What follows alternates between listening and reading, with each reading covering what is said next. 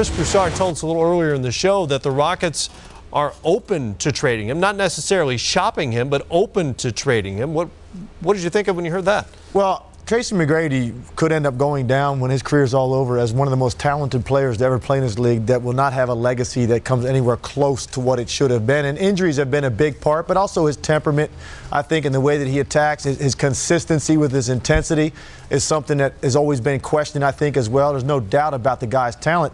And now to talk about trading this guy, it's pretty surprising. I think that shows you the level of frustration that this organization and probably the fan base as well has had with the fact that he just cannot stay on the court long enough to give this team a legitimate run at a high seed in the postseason and potentially take this team as far as even the Western Conference Finals. One thing about playing in the NBA, and this is for sure, only a handful of guys aren't able to be traded this season.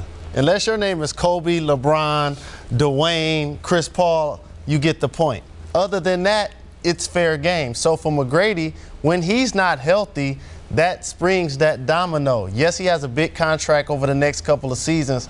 I think it will be much harder to unload that because teams see what we see. A guy that's a mercurial talent, but he can't stay healthy. And if you're going to bring him to your team, he's such a dynamic player. He needs the ball so much. When he's out, everyone suffers. So it's a tough call for the Houston Rockets. I think it was most surprising to me, at least, when I heard Chris say that, was that this comes fairly early in the season and right after an offseason in which they went after Ron Artest, apparently to build a championship core kind of team. I mean, they're not building for the future. They were making a run at it right now. So the idea that you would trade Tracy McGrady in the middle of the season was a little bit of a surprise to me. Well, you got to remember this guy also had 3 games in a row where he had single digits in scoring when he was healthy. Right. So I think they think there's something wrong even mentally with his approach to the game.